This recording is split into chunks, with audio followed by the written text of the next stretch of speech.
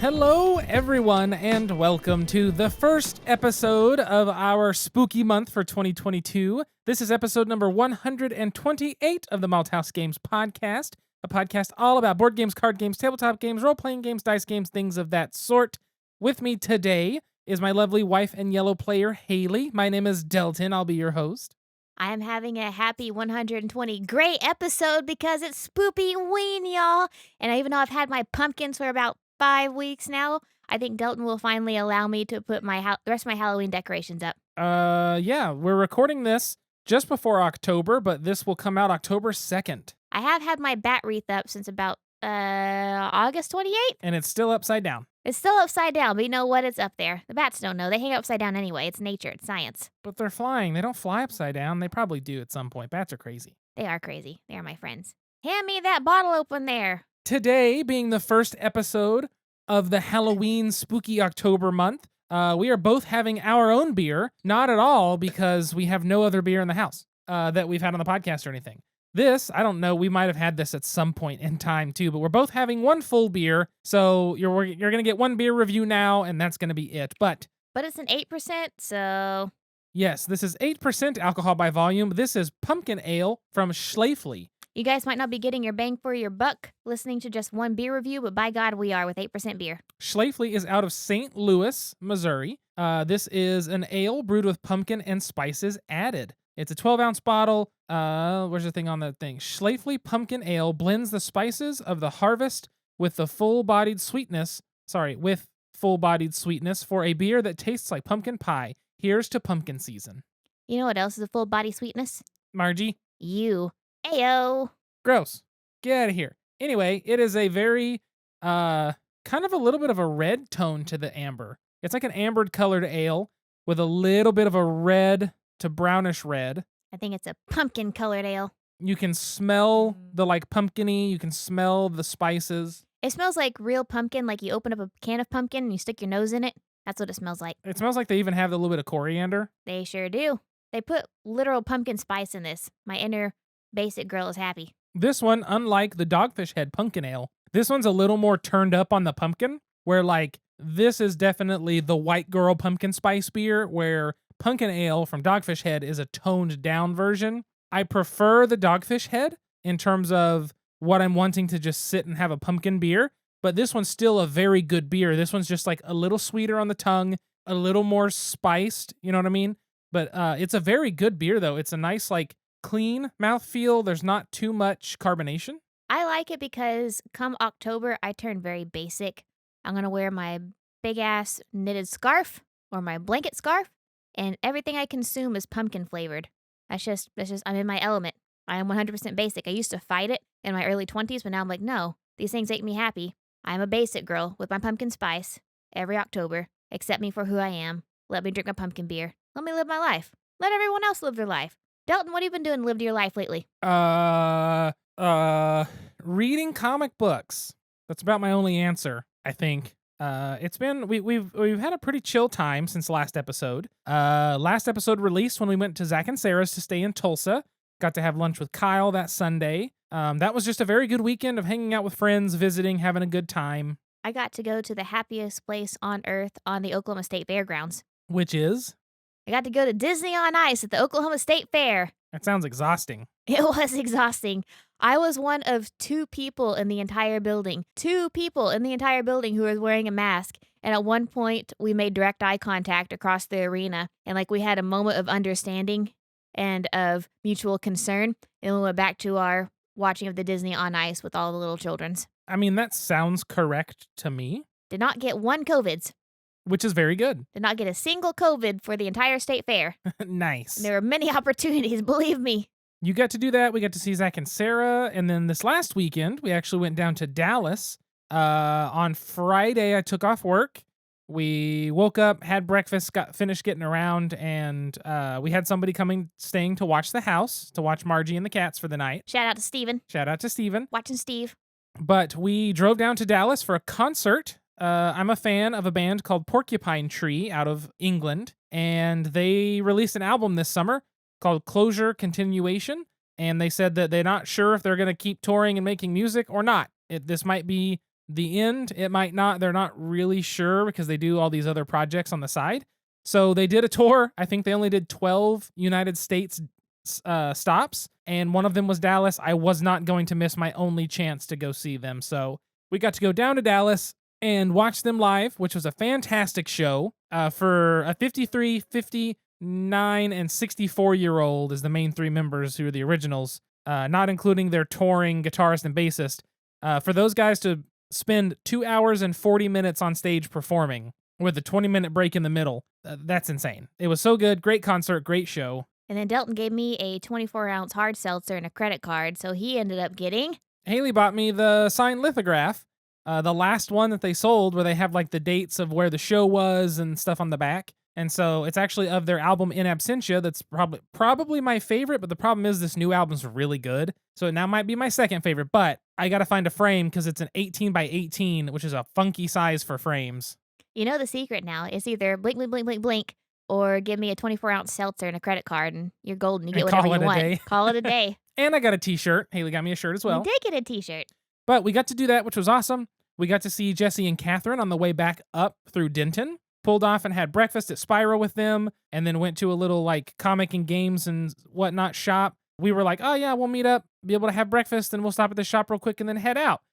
We meet them at like 10:15, and then about 2 o'clock, we're finally leaving Denton. So whenever they were leaving to go to their blacksmith class. Yeah, blacksmithing class. Which is wild and amazing. They are some cool people. It was a very good time. We haven't got to see them in quite a while in person, so very, very awesome. I guess it was last BGG Con we saw Jesse, but Catherine, it had been years, I feel like. But very awesome to get to see them and hang out. You would remember Jesse from episode 122. Yes, we interviewed Jesse on the podcast. But we got to see them, do that, come home, have a weekend. It's been a good time. Just busy work week. Yeah, we got to see my friend Lee this week. We got to see Allison this week. We're throwing a baby shower this weekend for Allison. She is 3 months away. She's in her third trimester as of Monday. So happy baby third trimester to Patreon supporter and Malthouse Games #1 fan, Allison. Is now #1.5 fan. There you go. I guess that's true. Almost two fan. #2 fan? 2.0. 2.0. There you go. Almost. But yes, that's a good segue there. Shout out to our amazing Patreon patrons who back at a level in which they get shouted out on the podcast. Thank you so much to Allison, Alan, Jennifer, and Cliff. You all are awesome. We appreciate you and every other one of our patrons, past and present and future. If you want to be like any of them, head to patreon.com/malthousegames to check out our different levels and all that kind of fun stuff. But yes, we've had a pretty chill time. I've been reading a bunch of comics. We started watching Reservation Dogs, which is hilarious and is so very Oklahoma. Anything else crazy? Been playing some games. Oh, here's the door. It's straight ahead. It's a game. So the game of this episode is Marvel United X-Men. This is kind of a weird one here. Is this the only superhero game I own? I'm doing a quick review. I think since you got rid of the DC deck builder, I think it is the only superhero game that you own, unless you count your Watchmen hero clicks over there. I kept those because I sold all my hero clicks, even the ones now that I'm like, I kind of wish I had that one or that one because they were cool. But I kept my Watchmen set because I freaking love Watchmen. Anyway, I think this is my only superhero game now. Since I've started reading comic books, I've discovered why I'm not into all the comic stuff out today. There's two reasons. A, I think the movies are bad. And B, I just don't care for the characters that are all the popular movies. And by comic stuff, you mean the superhero movies. I mean the superhero movies, more specifically the Marvel movies, like the Marvel Cinematic Universe. I just, like, the characters aren't the ones that grabbed me. I grew up with Tobey Maguire Spider-Man. Those were super fun back in the day. Batman's still cool. I watched the Batman and liked it. But since I've started reading comics and getting into my comics and stuff, I have discovered where my love in superheroes is. Aside from Batman, it's X-Men. By far, it's X-Men. And I was like, I've always loved Colossus. I've always thought Gambit was cool as shit. Like, there's a bunch of characters, and even though I've never really read those comics, I've always enjoyed the characters. I loved the X-Men movies back in the day. Recently, finally got to watch Logan, which was phenomenal. And so doing that has been kind of fun for me to go, oh, that's why I don't care for all of this. Because I just think that a lot of the modern movies aren't very good, and I think some of the heroes like Captain America are boring for me. And I think that's what it really comes down to. Anyway, I figured that out. I was browsing Reddit, and I'm a big proponent of supporting either your local game store or the companies themselves who make games if they sell them on their website. This is an instance where I bought from Amazon. It is something I have. When was the last time I bought a game from Amazon? Oh God, I A can't even remember. year and a half, 2 years ago? It's been a long time. It's been a long time. I don't do that pretty much ever, unless there's a really, really great deal. Hence why I have Marvel United X-Men. Reddit had a thing. It was on sale. It was $10 for a game that's normally $40 as retail. I thought, okay, for $10, it's kind of these cool chibi X-Men. It's a cooperative game. This can be an easy one if someone comes over and says, "I'm not really into board games." It's like, well, do you like X-Men at all? Do you like superhero stuff? We have this cooperative game that looked not too difficult, and it's kind of a theme that's a little more accepted nowadays, I feel like. So I said, why not? We'll give this thing a try. So Marvel United X-Men is published by Spin Master and Simon, which I actually found out they changed their name to, it's officially pronounced Come On, which is really dumb. Not in my house. I think it's official, or it's, yeah, because we always called it Simon, because it was Cool Mini or Not, and now I think it's Come On, which is Simon sounds way better. Not in this house, it is not. As for me and my house, we will say Simon. Yeah, I like Simon, that's what I like. Anyway, the game design is Andrea Chiarvesio, Francesco Setta, and Eric Lang. The lead producer is Thiago Aranja. The art director is Matthew Harlout. The lead artist is Edward Guiton. The lead graphic design is Max Duarte. The sculpting was by Big Child Creatives. The proofreading was Jason Cope, and publisher was David Preddy. So in Marvel United X-Men, which I'm just going to call X-Men, or I guess I'll just call it Marvel United, because they have the regular Marvel stuff where it's Captain America and Red Skull and I think Hulk and like a bunch of the common Hulk stuff, Hogan. right? No, not Hulk Hogan. They have the regular Marvel United version along with a shit ton of expansions. This is the X-Men specific character version that also has a shit ton of expansions. They had a massive Kickstarter recently, a year or two ago now, that was nothing but this game and all the stuff for it.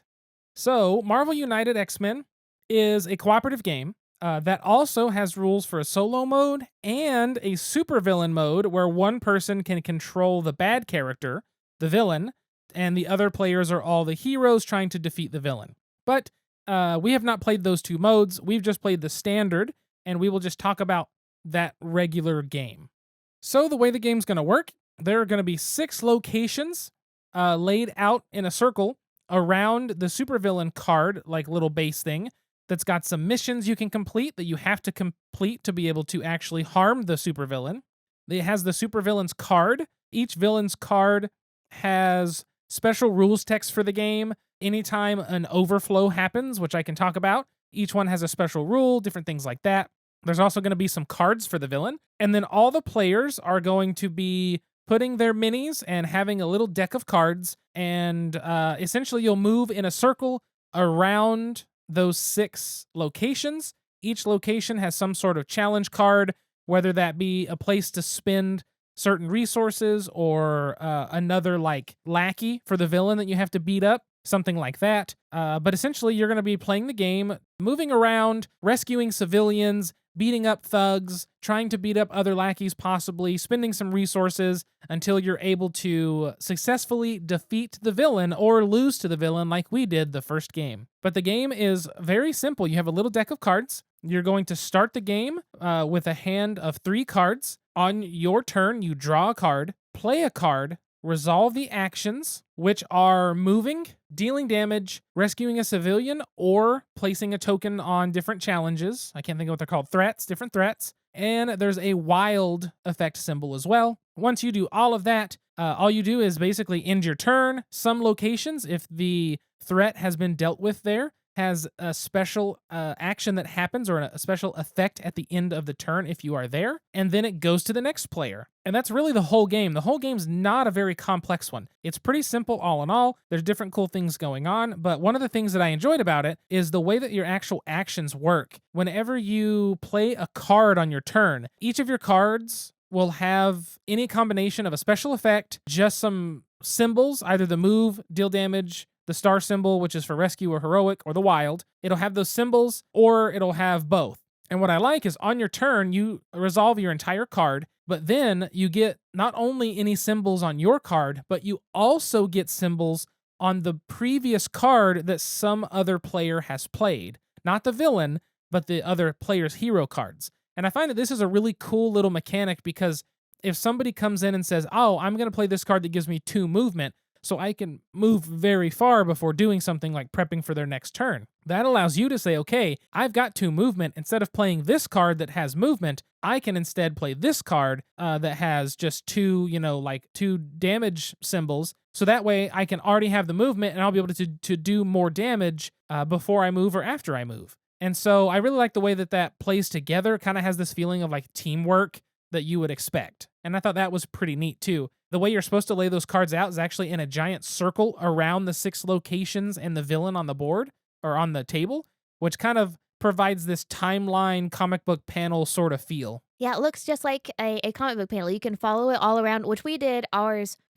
more in a comic book style. We did a row, a row, a row. But it's really neat to be able to follow it because you see, oh, this person attacks here. This person reacts. This person attacks. The super villain comes and attacks. And it's just really fun to see it play out that way. I thought that was clever. It's really neat. And it's actually called the storyline, which I think is fun. Basically, what happens in the base game, every 3 hero turns, the villain then gets to, after those 3 turns, gets to play one of their cards and do all kinds of bad stuff. The villains have it's essentially a big move, and it's signified by the BAM little onomatopoeia thing. That's the logo for the BAM. And so that's always something bad that ends up putting a bunch of thugs out or doing something bad or hurting everybody or whatever. But the game's really not too difficult. We played with Magneto as the villain, Haley was Jean Grey, and I was Wolverine. If you're curious on this game, you can play as either Wolverine, Cyclops, Storm, Jean Grey, Professor X, Beast, Mystique, and Magneto. Mystique and Magneto can also be the villain, and then the 2 that can only be the villain is Sabretooth and Juggernaut. Now, obviously, you could play as Sabretooth or Juggernaut if you play in the super villain mode, where one player controls the villain. But Mystique and Magneto are considered anti-heroes, and so you can play them either as the hero side or the villain side. In a bunch of the expansions, they add others. I kind of literally for the only reason is to be able to get Colossus, that I want to get the Gold Team box expansion so I can then play as Colossus and have him in there. But that's really like the entire game. It's pretty interesting. Each location can only have so many people on it. And by people, I mean the civilians and thugs. They take up the same spaces. Each location only has so many spaces available. If you ever have to add either a civilian or a thug to one of the spaces and it's full, it causes an overflow, which triggers the BAM bad effect from the villain. And some of them, like Magneto, have a very bad one where if it overflows, it flips the civilians and turns them into thugs on it and the adjacent 2 locations. And Magneto's trigger for winning the game is if there are no civilians out on the board. So you actually don't want to rescue civilians, at least not a lot of them. You want to keep them out at some point. And so we actually lost the first game by just having kind of bad luck, but also not 100% understanding how we should approach it. Also, for as easy as this game is, I do want to give the game and maybe even us some credit too. It is kind of difficult to win. The last game that we played, the one that we won, it wasn't a walk in the park. Even though we understood the game more, we had a better understanding of our roles and where we could move and how we can help each other in it. It still was difficult to win. It really was. One of the things I like is the randomness in this game. The unknown information is strictly the cards that you have to play and the cards that the villain has. That's it. There's no dice rolling. There's none of that. If you look at your hand of cards and you've got so many different movement options or fighting options or special options or you're wild, then you know what you have. The only thing you don't know is the card you're going to draw next, and you don't know what villain's card is going to come out. The villain cards essentially are going to move the villain, most likely. They're going to either trigger the BAM effect or not, and then they're going to place thugs on either its location or the adjacent ones to it or all of them, like that. And it's really neat because that's all. So when you're looking at the board, you're like, okay, well, how much do we need? How much damage can I do? Well, you look at how much damage is on the cards in your hand. That's how you figure that stuff out. And I find that to be very nice to have. I don't mind dice rolling in a lot of games for the most part, resolving things like combat, but it's nice in a cooperative game that's got some challenge to it that you're not relying on dice rolls where you could just get bad, bad, bad, bad. You're relying on card play where you can more easily, what's the term? Mitigate that. But I find that to be really interesting. One of the things that I liked a lot in this game, actually, that I found to be very good was the way damage is done. The villain and like a thug takes 1 damage and a thug's gone. The main villain has so much life, just depending on each villain. And then the like smaller lackeys that can be on the threat cards at each location, they can also have a certain amount of life. Like the Blob had 5, and then I can't think of the other guy that was one of the lackeys with Magneto in his set of cards. But he had 4, and the other one of his had 4. But those are easy. One of your damage symbols is just one of those damage. That's nice and simple all across, right? But I like when the heroes take damage. When you as a player take damage, you actually have to discard a card from your hand to the bottom of your deck. I like that you don't lose the card, which is really nice. But I also like that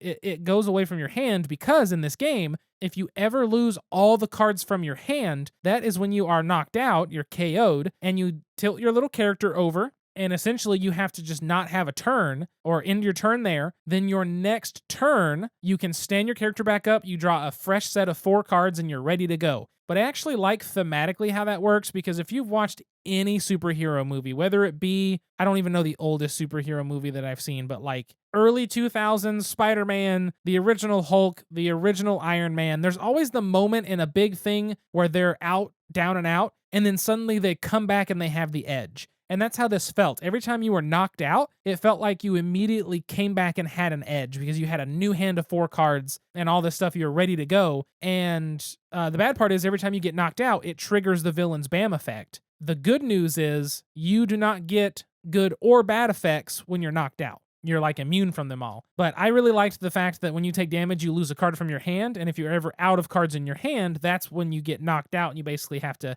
take the rest of your turn off or whatever. Knocked all the sense out of you. Exactly. I found that to be very fun for me. But that's really, I mean, the game doesn't have much more complexity than that. As you play it, there is challenge to the game. When should I do this? When should I do that? Well, should I go here and do this or go here and do that? And there's a lot of, for us, communication and whatnot. But I'm interested in trying the other characters to see how they work. Each character has some special cards. Wolverine had cards that are just strictly, they were his adamantium claws cards where he just does damage, damage, damage.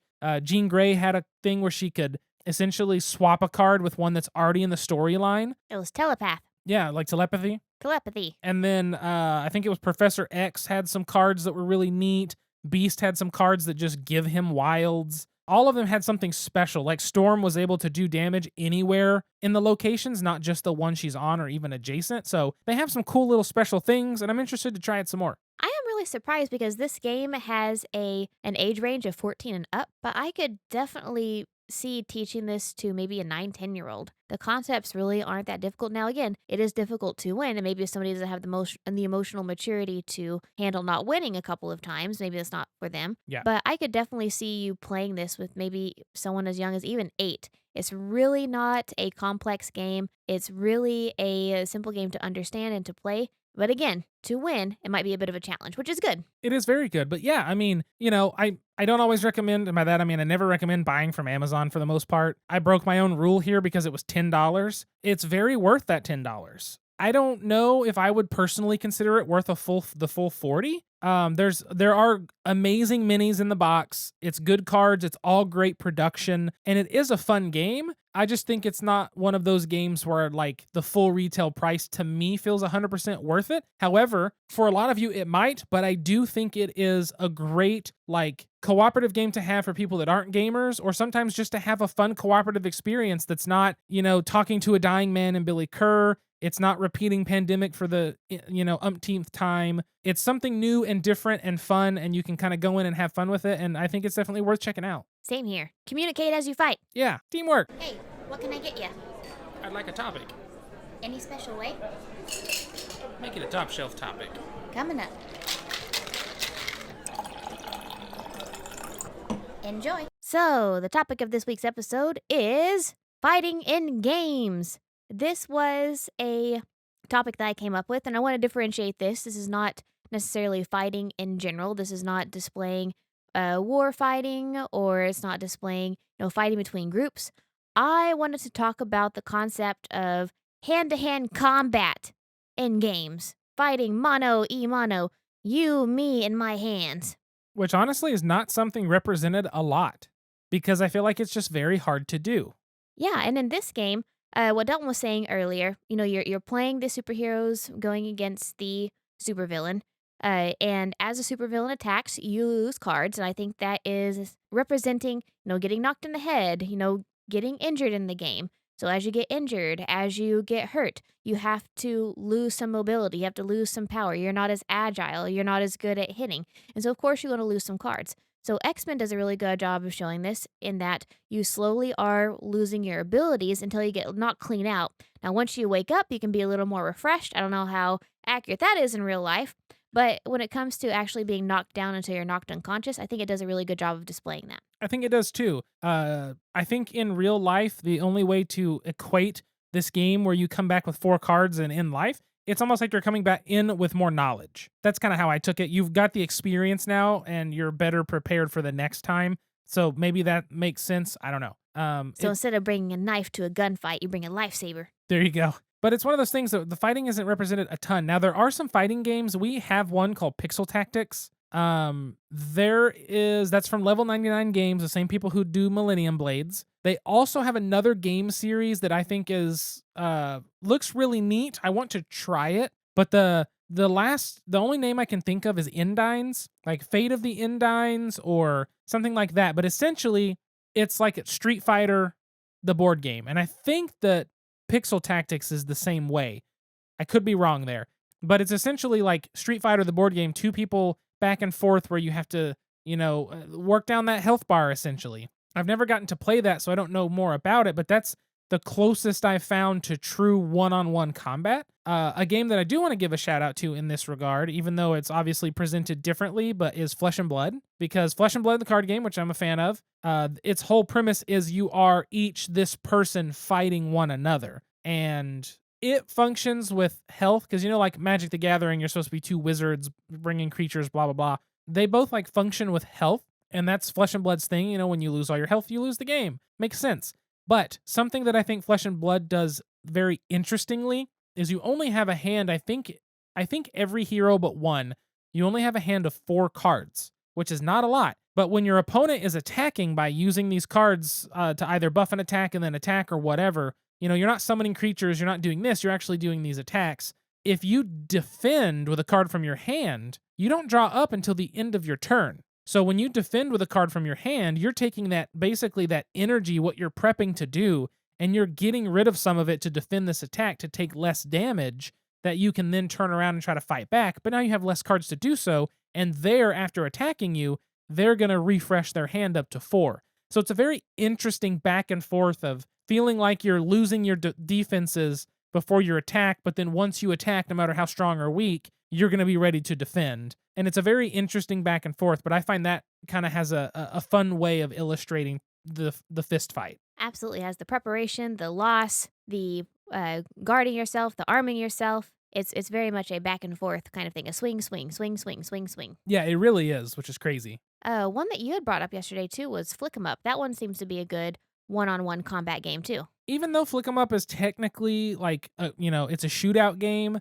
and there's a group of people, when I originally talked fighting in games, my thought process was talking about taking damage in games. Because in this Marvel United X-Men, you take damage by taking a card from your hand, sometimes randomly, putting it on the bottom of your deck. That was a really interesting mechanic to me because when you're out of cards, you're knocked out. Flesh and Blood, I liked how, not necessarily taking damage, but when you were defending that damage and trying not to let it all come through, you're slowly losing your attacking ability at that point, which can be bad, but is really interesting. Flick 'em Up is another example of a way that fighting can happen that's not just health points. It's literally one hit and that character's done. That's a nice and simple, but it's a dexterity game, which I feel like brings in a whole other thing, which is, I don't know, it's just very different. But I actually brought up a list here of like different games that have fight mechanics and tried to look at them by their rank. The problem is a lot of games that are considered to have fighting mechanics actually have like group fight mechanics, like Spirit Island, where you're basically saying, this one does 2, this one does 1, here's the 2 armies, and you just like remove based on number sort of thing. Scythe is pretty decent at that, because Scythe, if you move a mech where somebody else has a mech and you have combat, you both dedicate a number of your power and a card, and then higher number wins, and that's it. It's like pretty simple. You resolve it by people just backing away. So there's different ways to represent it, but I think when it comes down to it, all of the games that we could talk about on here, Mechs versus Minions, you're running around with your programming trying to kill all the minions, which I still love. With all the games we could talk about and all the things we can get into, I think the biggest thing for me is that it's been very hard to find a game that, not that I've been in a fist fight, because I haven't, but that really feels like that close combat between the characters. There's cool ways of representing pieces of it, but I have yet to find one that really has that the oomph to it, that really has that back and forth a feel. I don't know, and maybe we're just missing one. Yeah, because like if you think about a fist fight, and I haven't been in any myself, but I've seen many of fist fights being a middle school survivor as well as an attendee of metal shows. Of course. And so what you see in fist fights is often it lasts about 15 to 30 seconds. Yep. There's a lot of quick movement. People get tired easily. And it's a lot of back and forth, back and forth, back and forth, back and forth until somebody just automatically do, do, do, do, do, do, do. Almost think about it like a sped up form of chess. Back, forth, back, forth, back, forth. Until at Speed the end, chess. it's like, oh shit, this person's winning, and then just destroys you. I mean, basically, yeah. And so I think you're right. There's not really a lot of games that I feel like really recreate that experience. And we talked about recreating experiences in games a while back. And no, not that we condone violence or anything, but I do think that would be a very interesting game if you can recreate that feeling of a quick fist fight. And like I said, there's games, those Indines games from Level 99 that are like the video game fighting game. There's the element of losing a card in this one when you take damage, I think is an interesting thing you could do. The way that Flesh and Blood, you lose cards when you defend, but then you get to refresh after attacking. I think that's interesting. There's so many little interesting ways you can do it that's not just, I'm going to give you attack, you lose some health. You're going to give me attack, I'm going to lose some health. And you do that back and forth, right? There's other ways that you can introduce it. So I feel like there's something out there. And honestly, it makes me wish I had more experience with games that had one-on-one fighting, but it's just so rare. People love the war style of the game, the skirmish, the my army versus your army. I'm going to roll a bunch of dice and we're going to shoot at you. And that's just a massive part of the game world. So I feel like we're missing a piece. Because in a fist fight, there's might be training, there might be understanding, but there's no real strategy in that moment. Like you might have some moves, you might have like, this is what I do to protect myself. This is what I do to knock somebody over. This is the most effective punch for the back of the head. But you're not coming at a fist fight with strategy. This guy it's not like in the first Sherlock Holmes movie where he's like calculating Right. the moment. Okay, he's gonna step here, step here. If I step here, then I'm gonna hit his elbow and he's gonna fall over and it's gonna be seamless. That's not really how fights work in real life. And I haven't fought, but I've been in sparring in a couple of different martial arts, and sparring is not like that. And so I feel like in the game, like that would, when you look at war games, it's a lot of strategy, it's a lot of long term planning. Well, that's not really not how fist fights are. It's really not. I think the closest you could get would be like professional fighting, boxing, MMA. Even then, it's not to that same level. However, you might know what your opponent favors, things like that. But you could represent that in a game so easily. I say so easily, where each character has a trait that only that character has. Oh, this one's left-handed. You immediately now know what the lead hand's going to be, if they throw a haymaker, where it's coming from. So I feel like that there's ways to present that, but that's the only not counter argument, but that's the only side to that is in professional sports when at a high level, there is a lot of strategy, but it's still so reactionary no matter what, because it's muscle memory is not a real thing. It's actually your brain is just telling your muscles what to do. Your muscle has no memory itself. I always find that to be interesting. But it's the fact that your brain has learned this well enough for you to react as if you were planning on something happening. Does that make any sense? Yes, and are we about to stay up until midnight brainstorming this game? No, but we'll have to figure something out at some point. We have to do this, yes. I have ideas now. I need my notebook. But it's fascinating. I wish there were more one-on-one fighting in games. However, it's fun to find interesting mechanics when it comes down to it, and I'm hoping to find more. Let's get in a fight. And now, join us for a Malthouse Games podcast special pint-sized question. Speaking of getting into a fight, the question of this episode comes from my tired brain. If you were to have to master some sort of fighting style, whether that be a martial art, or boxing, or something like jujitsu, or whatever, what would it be? So I've practiced or studied or taken classes, whatever, in 2 different martial arts. One of those being Taekwondo whenever I was a young child. and the other one being jujitsu.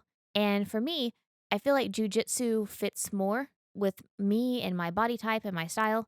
One, because I'm squirrely as hell, but two, because whenever I would spar with Brian, I know that he didn't go, ham 100% on me, but I do feel like I could survive a little better doing jujitsu. Jujitsu teaches you, how to keep yourself close to where you can take punches. It teaches you how to control your opponent. It teaches you, too, a lot of things that will help you to just either hold them until you can get help or get the hell away. And so I feel like that's more of what I want. I don't want to go into a fight. I don't want to beat somebody up.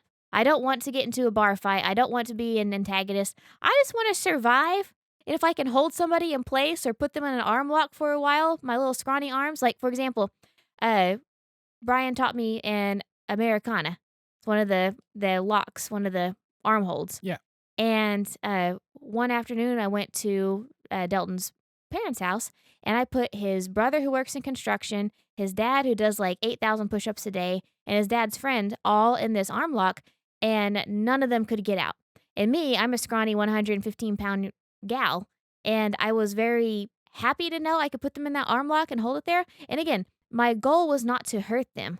My goal was to hold them, and they could not get out of it. And so that gave me the confidence to be like, okay, well, if I was ever in a pickle, if I can just get them in this lock, I'm good.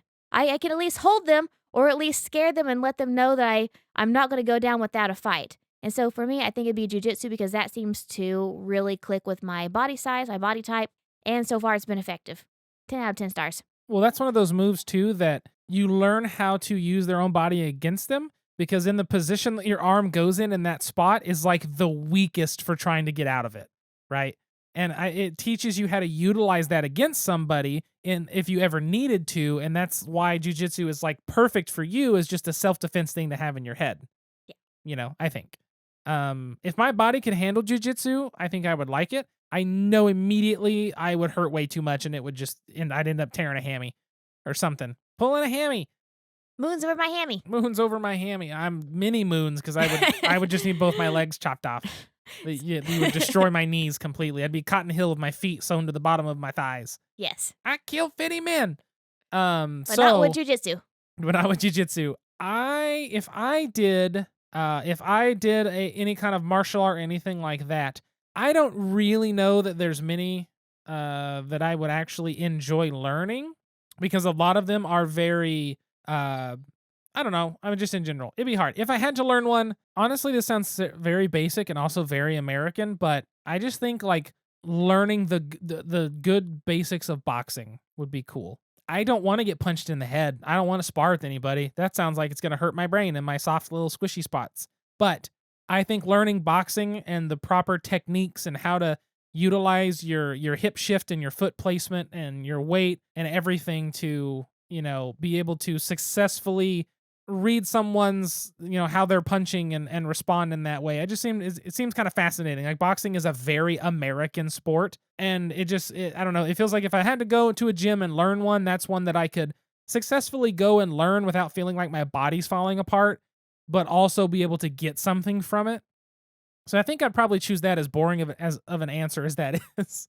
I could be like, I'm going to learn Muay Thai, or I'm going to learn Jeet Kune Do, but I couldn't handle those. I know myself. But boxing, I could at least handle learning some boxing. Absolutely. And I have my little speed bag in the living room, and sometimes between clients or between sessions, I like to go in there and hit a few rounds and move on my feet. And it is really fun, too. Oh, for sure. That stuff's always kind of fun. So, long story short, Delton and I do not plan on getting into any fights anytime soon. No. We can maybe hold our own for a little bit, or at least pretend like we know what we're doing. I'm just going to do pro wrestling moves. Oh, yes. German suplex. German suplex. Kill them and myself. That's that's going to be the name of my biography right there. German suplex. Kill them and yourself. And it's like, oh God, what's happening? But yeah, no, that would be it. I can hold my own. With a random wrestling move or two, maybe. You have some wrestling moves, and you have those like random ass moves that your dad taught you from fighting in the 70s in Vietnam. Yeah, he taught us random little self-defense things back in the day. I'm probably not fast enough to do them now because I've lost all my speed at everything. But it's fine.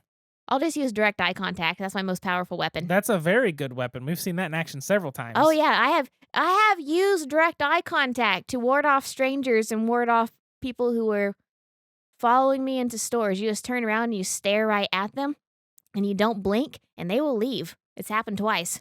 Yep, I've seen it. I've witnessed it. Very, very scary moments of Haley just showing somebody, giving them the whatnot. With eye contact. There you go. Anyway, I think that that's going to be it for this episode. I need to put what our question was in here, type our beers in my spreadsheet, and then I'll have to edit this weekend before it comes out on Sunday, October 2nd. And above all, we need to go to bed. We do need to go to bed. I'm very tired, and this is taking longer because we had to re-record some spots because we're tired. But it's fine. But yes, so thank you so much for tuning in and listening to the Malthouse Games Podcast, episode number 128. Hopefully you enjoyed our talk about Marvel United X-Men, our talk about fighting in games, even though I feel like there was hardly any examples. I at least feel like we told you what we liked about it and what we're missing. Or put the need into the universe. Or put the need for Tweed. I've been quoting that way too much from The Office. Anyway, thank you so much for tuning in and listening. Make sure to follow us on social media at Malthouse Games, MALTHAUS Games.